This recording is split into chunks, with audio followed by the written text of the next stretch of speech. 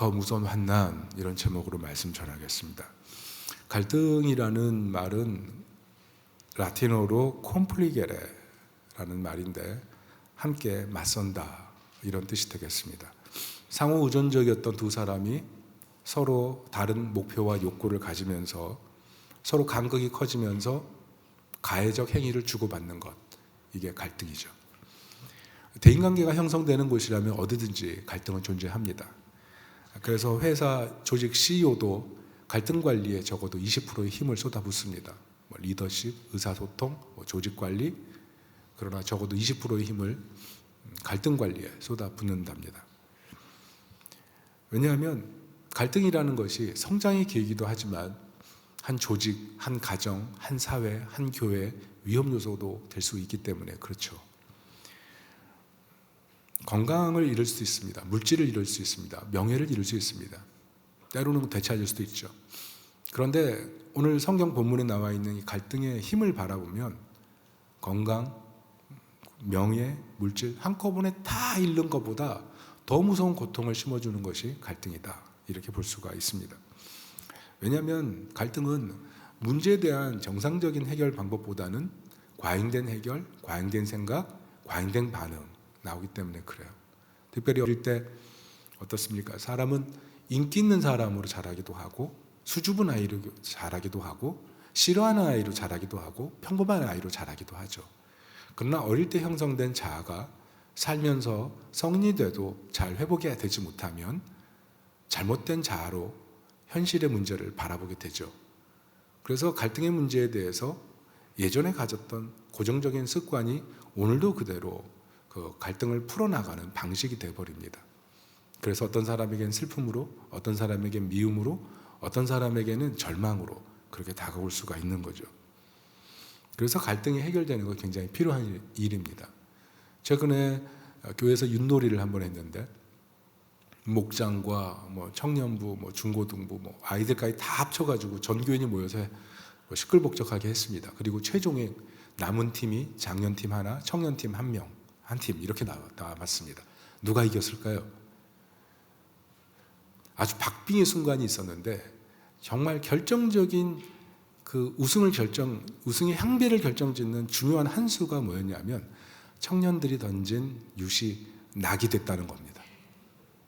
그래가지고 모두 막 시름에 빠져 있을 때 한 번 더, 한 번 더 이런 마음의 외침이 또 막 이런 얘기가 있었습니다. 그때 승부를 벌이고 있던 한 목장이 그렇게 얘기를 했죠. 기억도 안 나네요. 절대 안 됩니다, 이렇게 얘기했어요. 그래서 결국 낙이 되고 목장이 우승을 했습니다. 근데 만약 이렇게 끝났으면 너무 살벌하게 끝나잖아요. 역시 승분 냉혹해 이렇게 생각했을 텐데 그 목장에서 우승 상금을 청년부에게 다 줬어요. 그래서 천국같이 끝났습니다. 여러분, 이렇게 갈등이 해결되는 그 모습 속에는 천국이 있어요. 저는 이 가정에, 개인의 인생사에 갈등이 있는 문제가 다 해결돼서 천국 같은 은혜를 경험하기를 간절히 소망합니다. 최근에 우리 영유아부에 아이들이 한 7명, 8명 쭉 늘어나다가 가정들이 이사가고 그러면서 2명 정도밖에 남지 않았어요. 그래서 교사들이 좀 마음이 좀 침울했겠죠. 우리는 왜 더 늘지 않을까 이런 생각했을 겁니다. 그런데 교사 선생님들이 그 감정에 빠져 있지 않고 남은 2명, 남은 1명을 위해서 최선을 다한 거예요.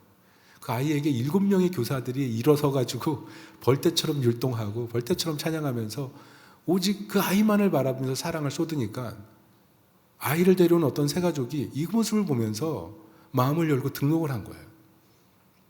영유아부 교사 선생님들 정말 잘하셨습니다. 지금 이제 영유아부 다시 이제 늘어나고 있는데요. 만약 수에 대한 걱정을 하고 왜 이런 문제가 생겼는지 걱정을 하면 어떻게 그런 천국 같은 모습이 나오겠습니까? 마음속에 천국이 있는 거죠. 천국이. 괴테가 그런 얘기를 했어요. 남자들은 알아야 될 일을 모르고 여자들은 몰라도 될 일을 안다. 남녀의 차이에 대해서 얘기했습니다. 여자는 과거에 대해서 궁금해하고 남자는 미래에 대해서 궁금해한다. 여자는 문제를 현미경으로 바라보고 남자는 만환경으로 바라본다. 남자와 여자가 문제를 바라보는 방식이 다르니까 얼마나 여자도 화딱지가 나고 남자도 화딱지가 나겠습니까? 여자는 약하기 때문에 악하기 쉽고 남자는 착하기 때문에 척하기 쉽다. 남자는 뭐 가정 문제가 있어도 뭐 문제 없는 척 넘어가고, 여성은 가정 문제 해결하느라고 너무 힘든데 없는 척 하니까 막 악해지기가 쉬운 거죠. 동의가 되십니까? 여성과 남성이 다르기 때문에 사실은 우리가 천국 같은 삶을 살고 싶지만 아주 작은 천국의 모형인 가정에서조차 이것을 잘 이루지 못하고 있다는 거죠. 근데 현실이 그렇지 않습니까? 가정에서만 그런 게 아니라 오늘날 뭐 정치, 사회, 어떤 집단, 어떤 응어리진 문제 하나 풀어보려고 하면 그 문제가 봉합이 됩니까? 봉합이 되지 않고 더 큰 상처가 나고 또 그 안에서 또 다른 분열이 생기고, 그러면서 끊임없이 아픔의 흔적이 남는 게 그게 갈등의 무서운 힘이에요. 결국 갈등이 생기는 곳엔 불행의 바람입니다. 불행의 바람. 누구도 이 불행의 바람을 피해갈 수가 없어요. 은연중에 다 불행의 바람을 맞는 거예요. 왜 나만 이 불행의 바람을 맞는다고 생각하지 마세요. 다 맞고 있는 거예요. 갈등이 그런 겁니다. 특별히 오늘 본문은 갈등으로 생겨난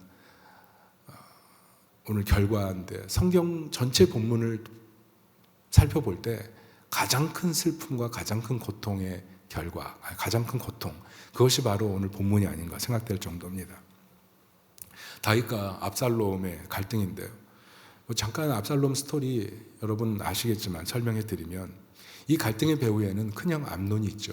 큰형 암논이 어떻게 합니까? 압살롬의 누이 다말을 겁탈을 합니다. 그런데 아버지 다윗이 이 문제를 처결하지 않아요. 그러니까 본인이 직접 암논을 제거해 버리죠. 그리고 나서 자기 어머니의 땅 그술왕 달메, 자기 할아버지죠. 그 땅으로 도망가 버려요. 망명을 가버립니다. 그리고 3년 동안 연락을 끊어버렸습니다. 그런데 다윗이 3년 동안 아무 일도 하지 않아요.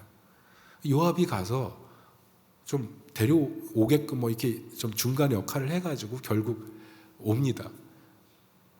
그런데도 만나지 않는 거예요, 다윗이. 그리고 2년 후에, 그러니까 정확히 5년 후죠. 5년 후에 겨우 요압의 중재로 압살롬을 다윗이 불러서 입맞춤하고, 그리고 나서도 또 관계가 없어요. 너무 서운한 거죠. 자기 여동생을 갖다가 겁탈한 그놈을 죽였는데, 아니 법으로 처결하지도 않고, 아니 내가 처결했으면 이 피를 피로 갚은 건데 율법으로 보면 내가 무슨 문제가 있냐는 거죠.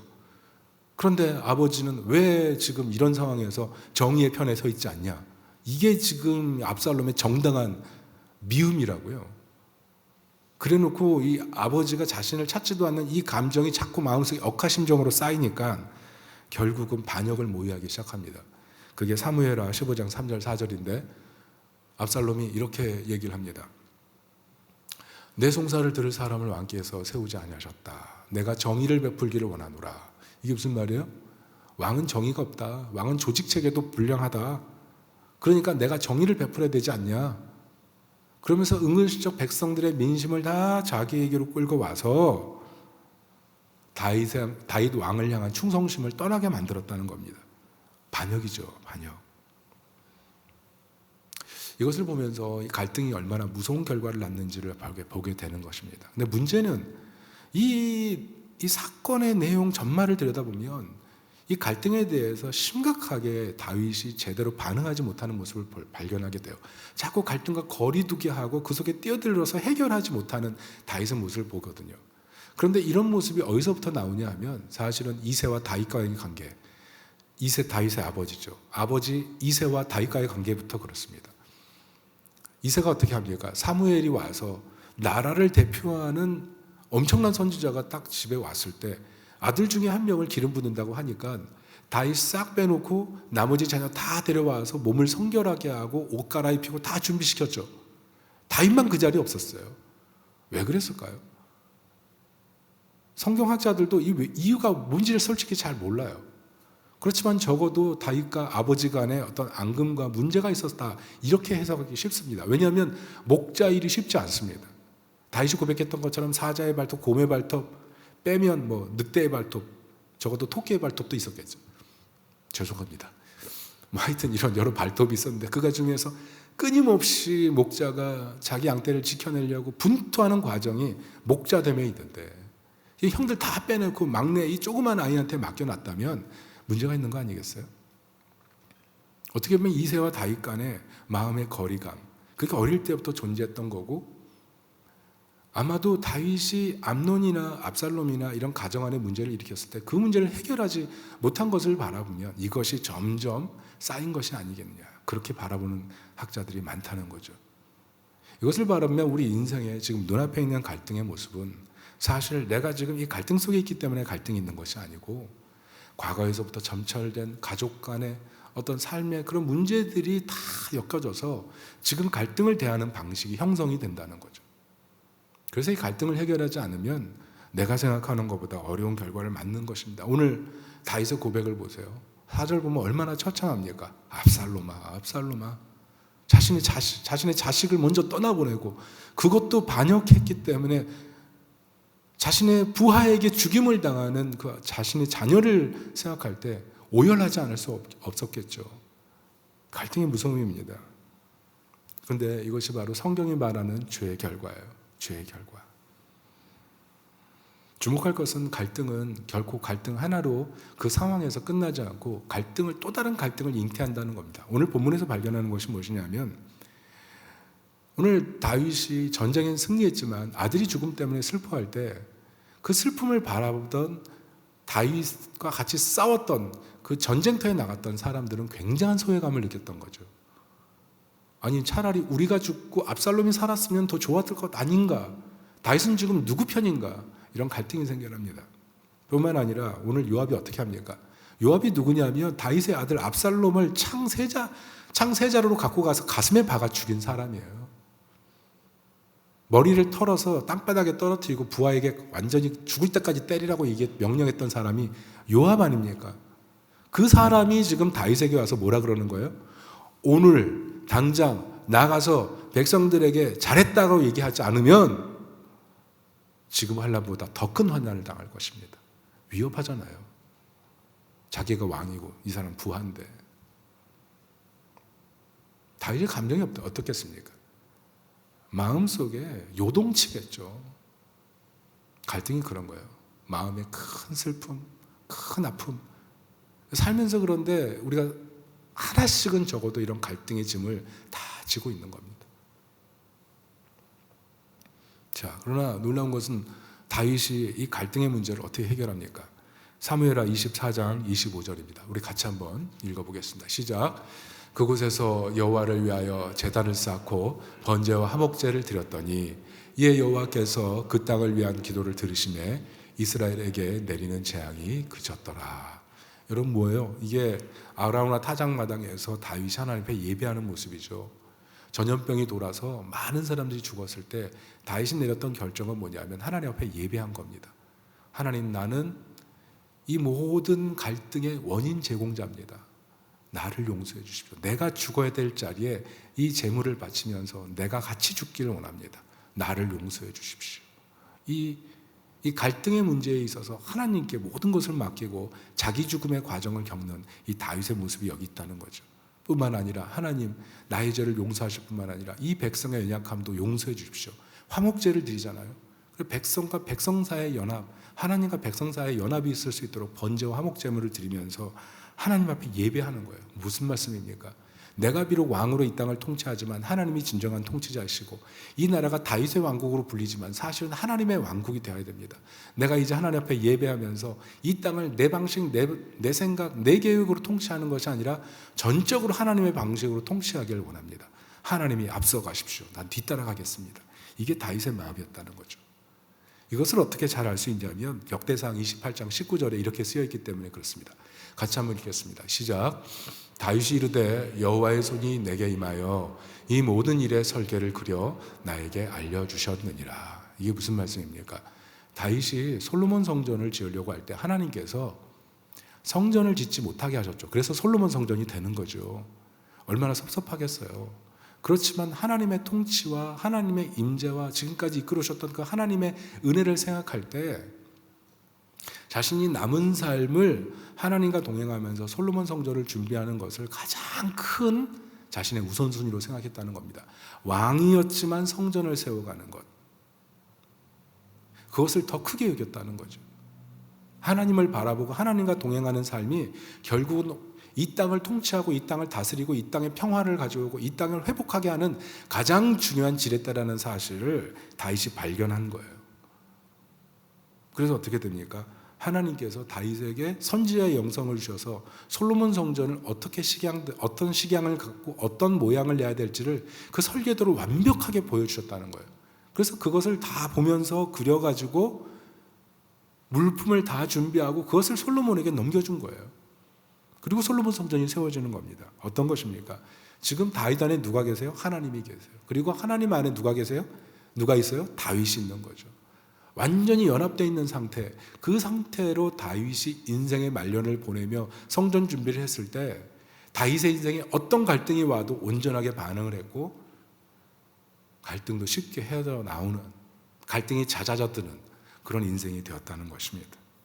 그러므로 우리가 오늘 본문에서 발견할 것이 무엇이냐면 하나님께서는 갈등의 문제가 있을 때 그 갈등의 뿌리인 죄의 문제를 해결하고 또 하나 갈등으로 슬퍼하는 다윗의 모습을 벗어나서 하나님과 동행하는 삶, 갈등만 바라보는 것이 아니라 하나님만 바라보는 삶, 갈등의 진정한 해결자이신 하나님을 의탁하는 삶, 내가 하나님 안에 있고 하나님이 내 안에 있는 삶, 그런 하나님과의 동행이 있을 때 비로소 갈등에서 벗어나는 거지, 갈등의 해결에 초점을 두고 갈등만 바라보면 갈등은 결코 해결되지 않는다는 거예요.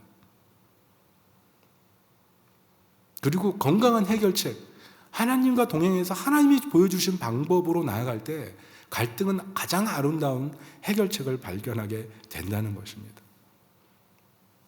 문제는 우리가 이 땅을 살면서 갈등 때문에 우리 마음속에 슬픔 하나는 다 내재하고 살아가는데 죄인인 우리가 쉽게 하나님 안에 거하고 하나님이 내 안에 거하는 영적인 부요한 상태를 만들어내기는 불가능하다는 것이죠. 가족 안에 당장 나와 대립되는 관계가 있잖아요. 자녀들 사이에서도 대립되는 관계가 있고 부부 사이에서도 대립되는 관계가 있는 거고 직장에 가서도 나를 잡아먹지 못해서 열불이 나 있는 그런 직장 상사가 있는 거고 내가 볼 때도 막 꼴 같지 않은데 자꾸 직장에 와가지고 그냥 일 어렵게 만드는 그런 부하가 있는 거고 경쟁 상대가 있는 거고 그렇지 않습니까? 그 가운데서 화평을 이루고 평화를 이루고 그곳에서 하나님 나라를 이뤄가는 게 쉽겠습니까? 불가능하다는 것입니다.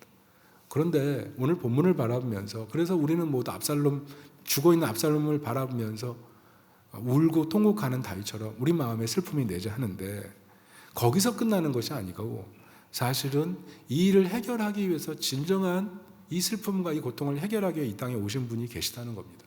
그분이 바로 예수님이라는 거예요. 예수님께서 우리 죄를 위해서 우리 갈등을 위해서 십자가에서 죽으실 뿐만 아니라 갈등을 벗어나도록 우리 안에 일하기 위해서 세상에 오셨다는 겁니다. 예수님께서는 이 부분을 친히 이렇게 얘기하셨습니다. 요한복음 15장 4절 5절인데 같이 한번 읽습니다. 시작.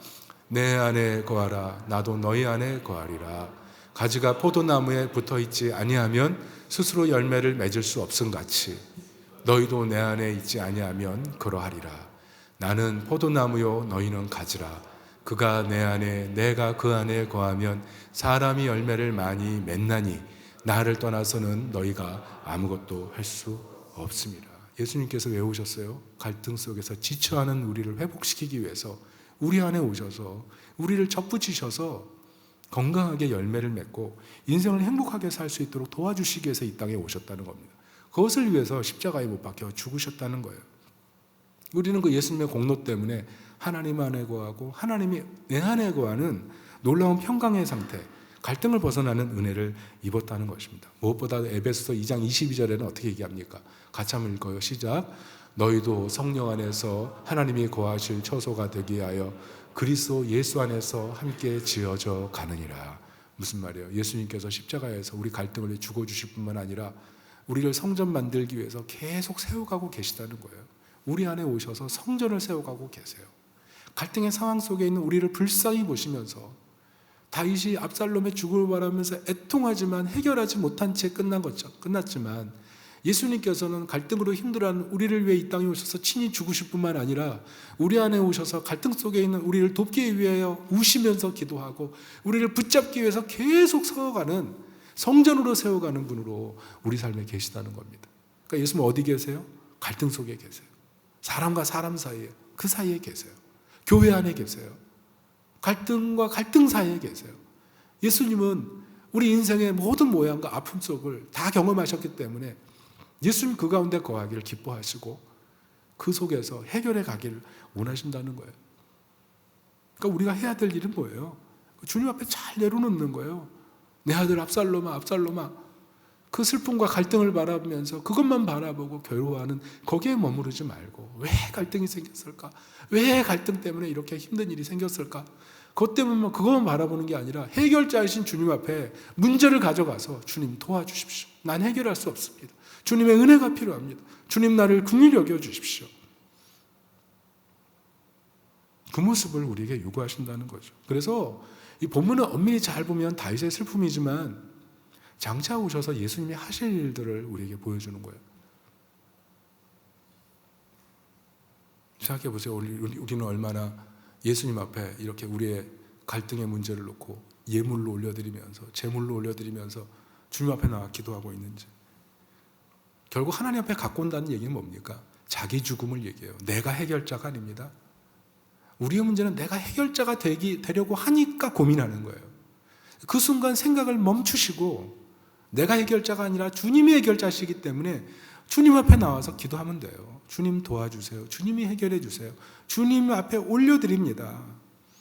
갈등 사이에 서 계신 예수님, 갈등 안에 계신 예수님, 사람과 사람 사이에 계신 예수님, 내 안에 계신 예수님, 은혜를 베풀어 주십시오. 주님 앞에 갖고 나와야 돼요. 해결자 대신 주님이 해 주십시오. 그래서 내가 죽어야 되는 거예요. 내가 죽지 않으면 자꾸 내가 해결자가 되려고 내가 앞서기 때문에 시험 드는 거예요. 마태복음 16장 24절은 이 부분에 대해서 분명히 이렇게 얘기하십니다. 같이 한번 마태복음 16장 24절을 읽어보도록 하겠습니다. 제가 읽어드릴게요. 예수께서 제자들에게 이르시되 누구든지 나를 따라오려거든 자기를 부인하고 자기 십자가를 지고 나를 따를 것이니라. 제가 넘겨드리지 않은 PPT 같아요. 누구든지 나를 따라오려거든 자기를 부인하고 자기 십자가를 지고 나를 따를 것이니라. 무슨 말이에요? 예수님과 동행하려면, 예수님이 내 안에 있고 내가 예수님 안에 들어가는 그런 삶을 살려면, 하나님이 내 인생을 통치하시고 내 가정을 통치하시고 내 사업자를 통치하시고 내 갈등의 문제를 통치하게 하고 싶다면 자기를 부인하고 내가 죽고 내 의지가 죽고 내 생각이 죽고 내 계획이 죽고 그런 과정이 필요하다는 겁니다. 거기서 천국이 시작되는 거예요. 예수님 해결자시니까 예수님 바라봐야죠. 예수님. 두 번째는 복음 안에서 올바른 싸움이 필요하다는 겁니다. 우린 갈등하면 무조건 안 싸우면 된다, 침묵하자, 거리 두자 이렇게 생각할 때가 굉장히 많아요. 그래서 부부간에도 문제 하나 있는데 그냥 그대로 남겨둔 채 그냥 몇십 년 지나가고 있는 그런 경우 있죠. 그러면서 앙금 쌓여가지고 부부 사이에 손도 못 잡고 또 그 문제만 나오면 그렇게 따뜻했던 부부관계도 냉정해지고 그런 관계들, 그런 갈등의 문제들이 있지 않습니까? 그런데 오늘 보세요. 암논이나 압살롬이나 갈등의 문제를 해결하지 않고 있다가 마지막에 이 갈등이 폭탄처럼 터져버린 상황에서 이 다윗의 모습을 보십시오. 특별히 이 갈등을 복음적으로 해결하는 것이 필요한데 그 모습은 갈라디아서 2장 11절부터 14절에 잘 나와 있습니다. 이 말씀을 통해서 우리는 갈등을 어떻게 하면 복음적으로 해결할지에 대한 그 모습이 나와 있어요. 다윗이 하나님 앞에 예배할 뿐만 아니라 하나님과 동행하면서 하나님 안에, 그리고 자신이 하나님이 내 안에, 내가 하나님 안에 거하는 방식을 통해서 갈등을 잘 봉합시켜 나갔다는 것을 우리가 추정했는데, 그런 방식으로 우리가 올바른 싸움을 통해서 갈등을 해결할 수 있다는 것을 보여줍니다. 같이 한번 합독하겠습니다. 시작. 게바가 안디옥에 이르렀을 때 책망받을 일이 있기로 내가 그를 대면하여 책망하였노라. 야고보에게서 온 어떤 이들이 이르기 전에 게바가 이방인과 함께 먹다가 그들이 오매 그가 할례자들을 두려워하여 떠나 물러가매 남은 유대인들도 그와 같이 외식함으로 바나바도 그들의 외식에 유혹되었느니라. 그러므로 나는 그들이 복음의 진리를 따라 바르게 행하지 아니함을 보고 모든 자 앞에서 게바에게 이르되 내가 유대인으로서 이방인을 따르고 유대인답게 살지 아니하면서 어찌하여 억지로 이방인을 유대인답게 살게 하려느냐 하였노라. 무슨 말입니까? 베드로가 안디옥에 갔습니다. 그리고 거기 이방인 그리스도인들과 함께 맛있게 식사를 하고 있었습니다. 그들에게 말씀도 먹이고. 그런데 어느 날 밥 먹고 있는데 유대에서 온 유대인 그리스도인들이 오니까 밥을 안 먹은 척한 거예요. 왜냐하면 유대인들은 이방인을 개돼지로 여겨요. 왜? 할례를 안 했거든요. 언약 백성이 아니거든요. 아무거나 먹으니까. 그래서 천대했는데 지금 유대에서 온 그리스도인들은 할례 받은 사람들이고, 그러니까 자신이 이방인과 밥 먹는 모습을 보면 이상하게 볼까 봐 외식한 거예요. 근데 이 외식에 바나바도 동참하고 거기 있던 다른 유대인들도 동참하면서 지금 복음의 정의가 흔들린 거예요. 복음의 정의가 뭡니까? 할례로 구원받는 겁니까? 음식으로 구원받는 겁니까? 내 공로로 구원받는 겁니까? 아니잖아요. 하나님의 은혜로 구원받는 거예요. 믿음으로 구원받는 거예요. 그런데 지금 베드로가 취한 텐션은 뭐냐면 음식으로 구원받는 것처럼, 할례로 구원받는 것처럼 이런 모션을 쳤다는 거예요. 그러니까 그 자리에 있던 바울이 그 모습을 바라보면서 베드로 왜 이렇게 하느냐고 책망하고 복음을 바로 세우기 위해서 베드로에게 정면으로 이 문제를 거론했다는 거죠. 만약 이 당시에 바울이 베드로에게 이 문제를 거론하지 않았다면 아마 초대교회에 신학적인 분란이 분명히 일어났을 겁니다. 베드로도 음식을 이방인들과 먹다가 유대인들 올 때는 안 먹은 척 하더라. 그러면 도대체 뭐가 의냐, 뭐가 구원이냐 이렇게 얘기할 수 있잖아요. 바울은 베드로에게 그 문제를 거론할 수밖에 없었고 거기 있는 모든 사람들에게 복음이 무엇인지 말할 수밖에 없었습니다. 어떤 분들은 이 모습을 보면서 아니 아무리 그래도 바울이 베드로에게 이렇게 말한다면 한참 후배가 이럴 수 있는 거야? 여러분 여기 이스라엘은요 서양 문화권이 아니죠. 지중해 이쪽은요 여기는 완전한 서양 문화권이야. 아시아 문화권이죠. 그러면 장유유서도 있는 거고 중요하잖아요. 그런데 이렇게 했다면 좀 문제가 있는 거죠. 그렇지만 우리가 생각하는 그런 위험한 상황은 오지 않았습니다. 왜냐하면 베드로후서 3장 15절은 이렇게 얘기하고 가고 있습니다. 같이 읽어볼게요. 시작. 또 우리 주의 오래 참으심이 구원이 될 줄로 여기라. 우리가 사랑하는 형제 바울도 그 받은 지혜대로 너에게 이같이 썼고. 이게 무슨 말이에요? 바울이 베드로에게 어떻게 고백해요? 사랑하는 형제. 우리 모두 사랑하는 형제. 그 갈등이 사실은 반드시 어떤 복음을 위해서 치러야 될 과정이었지, 내가 그 사람을 인간적으로 미워하고 인간적으로 싫어하는 것이 아니고 저 사람을 존중하고 정말 사랑한다. 그리고 실제로 로마의 대박해가 있을 때 네로 치하에서 바울과 베드로 누가 먼저 죽었는지 모르지만 나란히 순교하지 않습니까? 필생의 동역자하고 혈맹의 동역자였어요.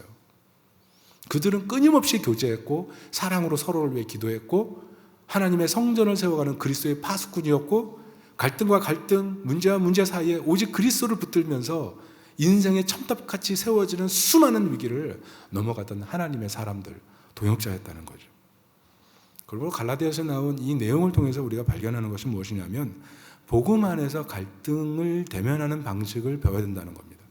복음 안에서 갈등을 대면하는 방식. 이게 불가능하다고 생각을 많이 해서 대부분 갈등을 덮어놓기를 원하는데, 그렇게 해서는 사실은 복음 안에서 충만한 자유와 충만한 기쁨 가운데 나아갈 수가 없어요. 언젠가는 분명히 해결해야 될 그 문제 앞에서 하나님은 우리에게 오늘 요청해주고 계신지도 모르죠. 자, 그렇다면 마지막으로 복음 안에서 어떻게 올바른 싸움을 해야 되겠습니까? 전제 조건이 세 가지입니다. 첫째는 상대방의 성향 파악. 이 사람이 공격적인 사람인지 이 사람이 회피적인 사람인지 그걸 좀 파악해야 돼요. 공격적인 사람은 자기 주장이 강하고 쉽게 분노하고 상대방이 말할 때 요리조리 따져가면서 신문하듯 하고 그건 당신 탓이야 이렇게 얘기하는 사람들입니다.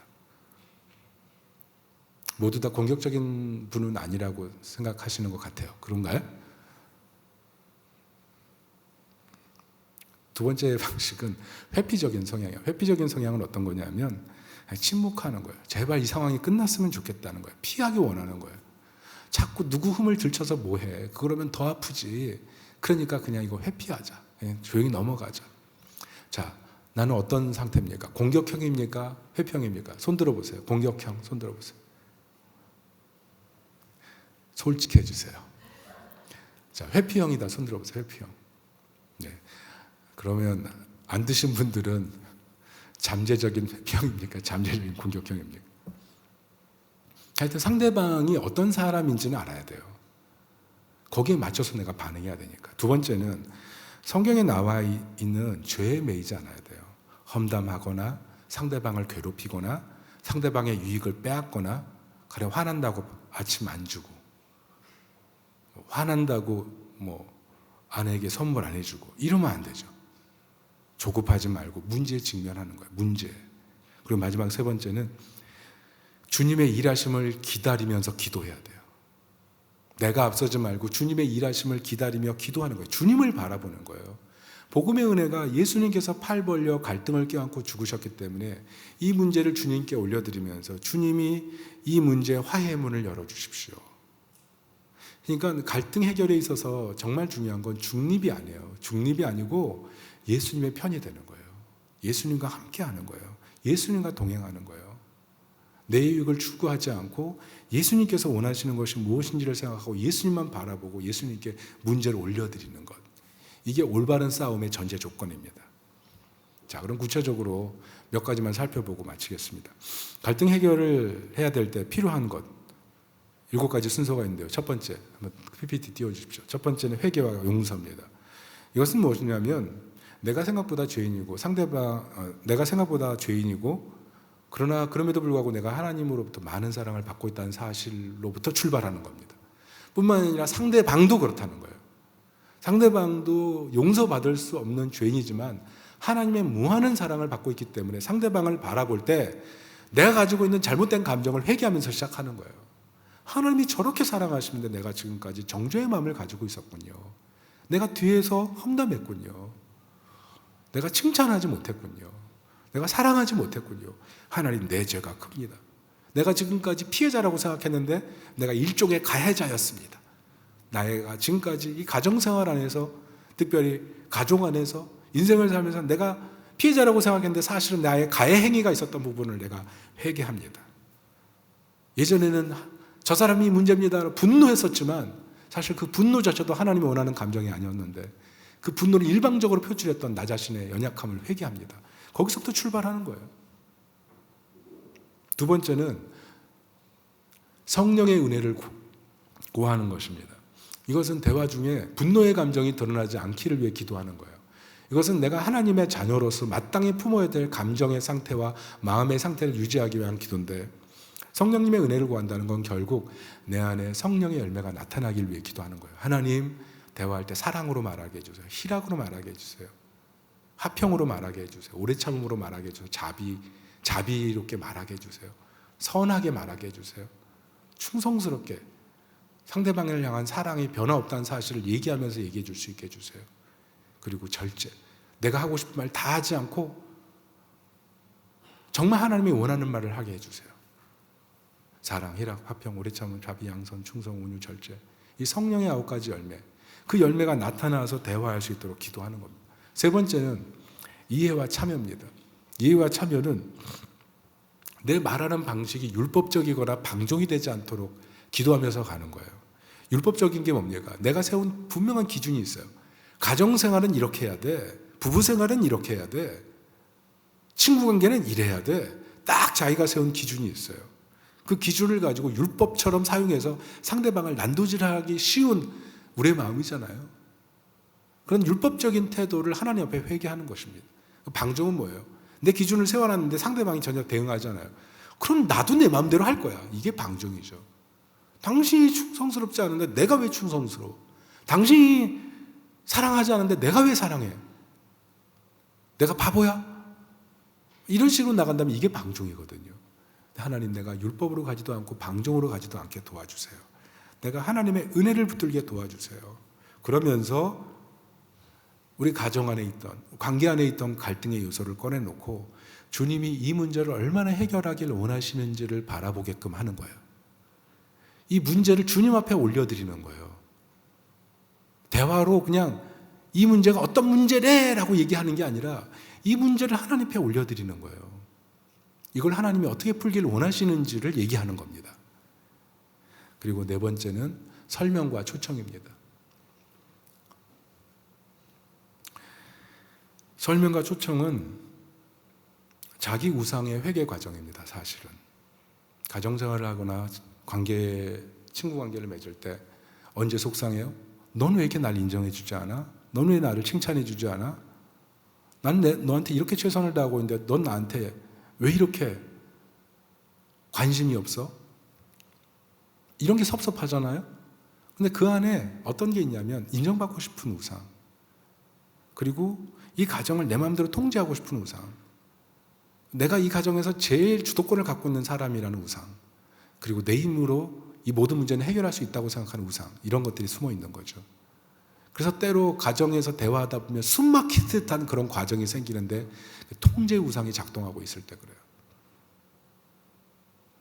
어떤 대화만 하면 내가 가장인데 이렇게만 얘기하고 상대방 대화를 끊어버리면 그거는 권력의 우상이 있는 거죠. 내가 얼마나 돈을 많이 벌어오는지 알아? 그러니까 당신은 내 말 들어야 돼. 이건 힘의 우상과 같은 거죠.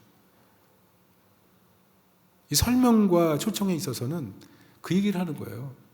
사실은 내가 당신에게 너무 인정받고 싶었는데 당신 인정을 안 해줘서 내가 너무 속상했어. 그런데 사실은 예수님께서 나를 너무 인정하시고 사랑하셨기 때문에 당신에게 인정받는 게 전부가 아니었는데 내가 그것을 잘 몰랐어. 그 얘기를 하라는 거예요. 자신의 우상을 자랑하는 게 아니라 그 얘기를 하는 겁니다. 이 갈등에 대해서 사실은 왜 문제가 생겼는지에 대해서 상대방을 힐난하고 상대방을 평가하라는 얘기가 아니라 이 갈등의 문제에 있어서 자신으로부터 출발하라는 거예요. 자신의 우상, 이 우상 때문에 상대방의 행복지수를 떨어뜨렸던 그 부분에 대해서 왜 이게 문제였는지를 솔직하게 고백하고, 그리고 당신은 어땠는지 얘기하라는 거예요. 당신도 초청하는 거예요. 당신도 상대방에게 초청하는 거예요. 그래서 이 문제를 좀 해결하자. 우리 가정에 있는 문제를 해결하자. 이 관계에 있는 문제를 해결하자. 하나님께서 원하시는 방식이 무엇인지 한번 생각해 보자. 설명하고 초청하는 거예요. 상대방이 대화를 그만하고 싶어도 오늘만은 좀 얘기해 봅시다. 초청하는 거예요. 나도 사실은 이 자리가 쉽지 않았지만 당신이 오늘 같이 하기를 정말 원하고 당신이 끝까지 대화해 줬으면 좋겠어요. 정중하게 부탁하고 정중하게 요청하는 거죠. 상대방이 듣고 싶지 않는다 할지라도 하나님이 나를 사랑하시고, 그리고 이 문제, 그리고 이 지금 갈등의 상황에 하나님이 전적인 통제권으로 역사해 주시길 바라는 마음으로 계속 기도하면서 나가는 거예요. 그리고 다섯 번째는 도전하는 삶입니다. 도전하는 삶은 어떤 것이냐 하면 은혜 안에 거하도록 하는 거예요. 누가? 상대방이. 나는 이미 지금 은혜 안에 거해서 대화를 시작했으니까 상대방도 은혜 안에 거하도록 하는 거예요. 그래서 상대방이 예수님께서 지금 무엇을 원하실까를 생각하고 그것을 순종할 수 있도록 요청하고 도전하는 거예요. 사실은 우리 가족에 이 문제가 컸는데 내가 이 문제를 바라볼 때 내 문제가 너무 크지만 이 문제를 다루는 방식에 있어서 당신도 하나님 보실 때 정말 이 부분은 잘못한 것 같아. 당신 하나님께서 이 부분에 대해서 어떻게 생각하신다고 생각해? 라고 물어보는 거예요. 도전하는 거예요. 도전. 물론 이 도전할 때 윽박지르거나 이것밖에 안 돼! 라고 얘기하거나 이런 게 아니에요. 정말 따뜻하게 겸손하게 하나님이 얼마나 사랑하시는 사람인지 상대방에게 얘기해 주면서 그 얘기를 해야 돼요. 얼마나 하나님이 당신을 사랑하시는지 얘기하면서 그 얘기를 하면서 대화를 풀어가는 것입니다. 그리고 여섯 번째입니다. 여섯 번째는 하나님의 영광과 상대방의 유익을 구하는 거예요. 이것은 상대방이 하나님과 교통하는 영적인 자리까지 나갈 수 있도록 도와주는 거예요. 내가 충분히 기도하고 준비했기 때문에 상대방도 기쁨과 평안과 은혜 가운데 들어갈 수 있도록 도와주려고 하는 그 마음. 이 문제에 있어서 이젠 더 이상 고민하지 말고 이 문제를 하나님께 아뢰고 당신도 기뻐하고 나도 기뻐하고 그래서 이 문제 통해서 우리가 같이 살아났으면 좋겠다. 그 얘기를 하는 거죠. 이 과정이 필요해야 돼요. 근데 중심 감정이 뭐냐면 용서예요. 나는 화낼 자격조차 없는 자고, 난 용서할 자격조차 없는 자고, 난 용서가 먼저 필요한 사람이기 때문에 도저히 내가 당신에게 먼저 잘못했어라는 그런 고백을 먼저 하라고 요청할 수 없으니 내가 먼저 미안해, 이 얘기를 하라는 겁니다. 그러면서 상대방에게 당신이 정말 행복해졌으면 좋겠고, 당신이 정말 행복하게 남은 인생을 살기를 원한다, 나랑 같이 그렇게 잘 살았으면 좋겠다, 그 얘기를 해주는 거예요. 그리고 마지막 결과는 뭡니까? 7번째, 치유와 화해예요. 치유와 화해. 그리고 최종적으로 서로 대화가 끝나면 서로 안아주고 축복기도해주는 방식으로 이 대화를 마무리하는 것. 이게 갈등의 7가지 방식의 대화입니다. 오늘 복음 중심적 삶을 보면 이 내용이 계속 나옵니다. 여러분, 이것으로 해보면 될까요? 안 될까요? 해보실래요? 안 해보실래요? 한번 해보세요. 저는 이걸 해봤어요. 제 아내를 대상으로 해봤습니다. 제가 개척하기 7년 전에, 개척하기 9년 전이죠. 개척 시작하기 전에 해봤어요. 제가 복음 중심 삶의 이 교제가 너무 좋아서 제 아내와 갈등을 대면하기로 작심을 했습니다. 저와 아내는요, 자녀 교육은 완전히 방식이 다릅니다. 저는 아이들 풀어놓고 마음껏 놀아, 게임 마음껏 해, 자유해, 자유. 그러다 보면 언젠가는 삶의 방식을 찾을 거야. 제 아내는 무슨 소리야, 철저한 교육 방식 아래서 잘 자라야지, 험난한 세상에서 자유롭게 살다가 기회 다 놓치고 시간 다 놓치면 안 된다고, 적절한 규모가 있어야 된다고, 게임기 주면은 어떻게 하냐고, 그 게임기 때문에 날밤 새는데, 그러고 나서 나중에 후회할 자녀 만들면 어떻게 하냐고. 이 갈등이 점점 커지기 시작했어요. 근데 이 갈등이 꼬리를 문다고 이 문제뿐만 아니라 다른 문제까지 겹치기 시작하니까 아내와 제 사이에 정말 큰 벽이 생기더라고요. 그리고 당시 저는 아내는 현재적으로 좋은 아버지가 되길 원했고, 저는 미래적인 좋은 아버지가 되길 원했어요. 미래적인 좋은 아버지는 어떤 거냐면, 제가 만약 개척을 하거나 제가 만약 담임 목사하고 청빙을 갔을 때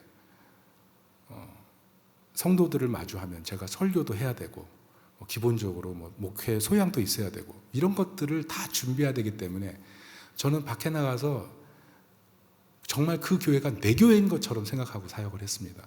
새벽 4시 정도 출근해가지고 밤 10시, 11시, 12시 퇴근하면서 신방 하루에 5개, 6개씩 뛰어가면서 목회 현장을 답습하고, 그래서 돌아오면서 항상 우리 가정의 미래를 잘 책임져야지, 이런 마음으로 집에 돌아왔지만, 아내는 당신이 없는 동안 내가 얼마나 육아하기 힘들었는지 그 시간부터 얘기하기 시작하는데 미쳐버리겠더라고요. 이런 얘기해도 될까? 그러면서 이제 갈등이 생기니까 막 새벽 기도는 가야 되겠는데 아내와의 갈등이 막 첨예되니까 나중에는 하나님께서 각방 쓰지 말라 그랬는데 새벽 기도를 위해서 각방도 쓰게 되고, 너무 힘들었어요. 너무. 특별히 제 아내는 어떤 형인 것 같아요? 공격형이에요. 문제를 해결하고 보는 스타일이에요. 저는 어떤 형이에요? 저는 회피형이에요. 저는 문제가 있으면 그냥 덮어놓고 넘어가요. 덮어놓고 나중에 어떻게 되겠지. 그리고 나서 시간을 굉장히 오래 둡니다. 저는 시간을 오래 두면서 관찰하고 어떻게 할까 계속 고민하는 그런 스타일이에요. 자, 복음 중심 국가를 읽었으니 제가 어떻게 하겠습니까? 이걸 해결해 봐야지, 한번 해보자. 이건 분명히 하나님이 도와주셔야 된다. 그래가지고 이제, 왜냐하면 우리 가정에 만약 이런 갈등을 계속 자녀들이 보면 자녀들도 안 좋잖아요. 그래서 제가 다짐을 하고 왔습니다. 내가 생각보다 죄인이고, 저 사람보다 더 죄인이고, 저 사람보다 정말 나쁜 사람이고, 나는 정말 용서할 자격도 없고, 나는 정말 나쁜 남편이다. 이런 결심을 하고 아내 앞에 딱 서서 회개하는 마음으로 얘기했습니다. 1번 과정을 통과하는 거예요. 여보, 내가 다 잘못했어. 정말 미안해. 그랬더니 아내가 그러더라고요. 뭐가 미안한데? 그때 마음속에서 막 분노가 확 올라오는, 그때 2번째 단계, 성령의 인품을 구하면서 주여 사랑하게 하소서, 이 과정을 즐기게 하소서, 이 가정에 주님의 온유하심을 허락해 주소서. 주님, 제가 말할 때 실수하지 않게 해주세요. 계속 성령의 은혜를 구하면서 나갔어요. 그리고 세 번째, 이해와 참여의 과정으로 들어갔어요. 그동안 제가 생각했던 그 기준들이 이 가정에 있어서 그렇게 덕스럽지 못했던 부분들을 회개하면서 얘기하기 시작했어요. 그러나 아내에게도 얘기했어요. 당신이 가지고 있던 그 기준도 사실 나를 굉장히 힘들게 하는 거였고 그 기준이 반드시 맞다고 할 수는 없지 않느냐. 그러면서 그 얘기를 하기 시작했죠. 그리고 나서 설명과 초청. 사실은 나는 이렇게 해서 당신에게 인정받고 싶은 우상이 있었다. 나는 최선을 다해서 가정을 꾸미면서 가정이 잘 돼서 행복하기를 원하는 게 내 바람이었다. 그런데 사실 가정의 주인이 하나님이시고 자녀들의 주인도 하나님이신데 내가 그것을 간과하고 내가 다 세우려고 했다. 내가 참 어리석었다.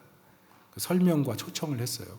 그러면서 내가 참 죄인이었고 내가 어리석었는데 당신 그게 보였냐 그랬더니 너무 잘 보였다는 거예요.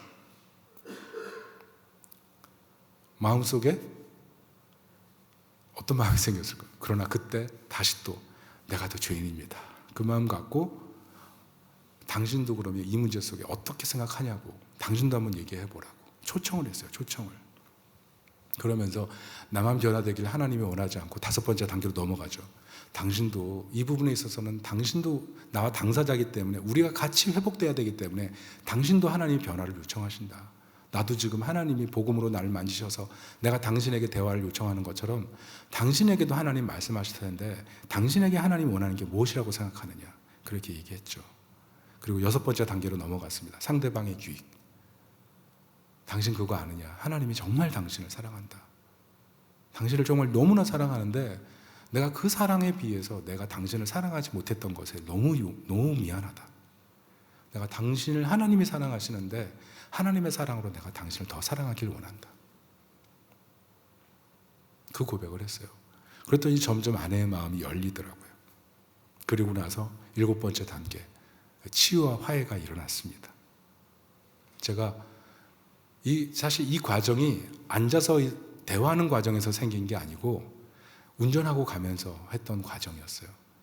저 일산으로 신방 가는데 운전하고 가는데 갑자기 하나님 마음 주셔서 앞을 바라볼 용기는 없고 이렇게 얘기를 했죠. 그때 성령님의 은혜를 구하면서 치유 회복을 구하고 마지막에 아내 손을 꽉 잡았어요. 운전할 때. 그러면서 나를 용서해줘. 내가 당신을 사랑하는데 너무 많이 부족했어. 그때 아내가 손을 확 빼더라고요. 아직도 서운한 거죠. 근데 제가 더 손을 꽉 잡았어요. 그러면서 손 빼지 마. 손 빼지 말고 주님이 잡으시는 손이라고 생각해. 그리고 웃는 거예요. 같이 기도했어요. 그러면서 하나님 내가 얼마나 잘못한 일이 많은 것인지 주님 아시죠. 그러면서 회개하고 그랬더니 아내도 이해하고 용납하고 그랬어요. 자, 그러면서 우리 갈등이 어떻게 됐을까요? 만약 1단계에서 10단계가 최고 레벨이라면 한 7단계, 8단계까지 가 있던 레벨이 떨어졌어요. 6, 5, 4 정도로 떨어졌어요. 그리고 이런 과정을 몇 번 겪으니까 점점 갈등의 레벨이 낮아지더니 거의 잘 보이지 않게 돼요. 그러니까 복음으로 충분히 가정 안에서 갈등 해결을 할 수 있다는 것을 제가 이 복음 중심의 삶을 통해서 해보니까 되더라고요. 저는 오늘 다윗과 이 압살롬의 얘기를 통해서 갈등이라는 게 얼마나 우리 삶에 크게 작용할 수 있는지를 여러분에게 말씀을 드렸는데요. 갈등은 결코 우리에게 행복으로 다가오는 게 아니라 우리에게 더 무서운 환난으로 끌고 갈 수 있는 위험한 요소예요. 그래서 치유와 화해를 가기로 주님은 정말 원하시죠. 고린도후서 6장 13절 한번 살펴보겠습니다. 같이 한번 읽어볼게요. 시작. 내가 자녀에게 말하듯 하노니 보답하는 것으로 너희도 마음을 넓히라. 여러분 바울이 고린도 전서후서 왜 썼는지 아시죠? 고린도 교회는 바울파, 아볼로파, 게바파, 그리스도파 4개파로 나뉘어서 바울을 공격했어요. 넌 설교도 잘 못하는 것 같아. 넌 체력도 약해. 너는 베드로나 이런 사람보다 사도로 부름받기에 정말 합당한 사람이야? 이런 식으로 계속 공격했죠. 사도 바울이 고린도 교회의 음란의 문제, 성찬식의 문제, 파당의 문제, 그리고 아버지의 부인과 결혼하는 문제, 이런 이 잡다한 문제를 놓고 사도 바울이 엄청나게 편지 써가지고 책망을 썼잖아요. 고린도 교회와 사도 바울의 관계가 점입가경으로 지금 치닫고 있었어요. 그런데 성령께서 은혜를 구하고 하나님의 은혜 속에 감정이 누그러지고 회복이 되어갔죠. 사도 바울이 고린도후서 6장 13절에 했던 말은 그래서 굉장히 중요해요. 너희 마음을 넓히라. 왜요? 예수 그리스도께서 이 땅에 오셔서 십자가에서 죽으시며 팔 벌려 갈등을 껴안고 죽으셨기에 예수님 십자가에서 팔 벌려 죽으셨어요. 이 세상에 있는 모든 갈등, 모든 상처를 다 껴안고 죽으시기를 원하셨어요. 그렇다면 우리도 마음을 넓혀야 돼요. 마음을 넓히고 이 갈등의 문제를 바라보면서 예수님께서 원하시는 것이 무엇인가? 예수님께 맡겨드려야 돼요. 예수님이 문제를 유일한 해결자가 되셔야 돼요. 예수님이 사람을 세워가시고 예수님이 갈등을 회복시켜 가시고 성전을 세워가시는 예수님이 우리 교회를 세워가시고 가정을 세워가시고 인생을 세워가시고 이것을 믿고 마음을 열고 주님의 도우심을 구하기를 축복합니다. 베드로전서 4장 8절 마지막으로 같이 읽고 말씀을 마치겠습니다. 시작. 무엇보다도 열심으로 서로 사랑할지니 사랑은 허다한 죄를 덮느니라. 여기서 나온 사랑은 뭐예요? 팔 벌려 십자가에서 죽으신 예수님의 사랑이에요. 그 예수님의 사랑으로 사랑할 때만 성전이 세워져요. 우리가 가지고 있는 세상적인 사랑의 기준은 다시 한번 복음 안에서 정렬돼야 돼요. 그리스도 예수의 팔 벌려 죽으신 그 놀라운 사랑 앞에서 어떻게 형제를, 어떻게 자매를, 어떻게 남편을, 어떻게 아내를, 어떻게 자녀를, 그리고 자녀가 자녀를, 어떻게 친구가 친구를 멀리할 수 있어요. 예수님의 사랑 안에서는 다 회복이 될 수가 있는 거예요. 이 은혜를 붙들고 열심으로 사랑하면서 갈등을 해결해 나가는 하나님의 백성 되시기를 예수님의 이름으로 축원합니다. 아멘. 우리 옆 사람들에게 한번 인사할까요? 갈등을 해결합시다. 네. 우리 같이 찬양합니다.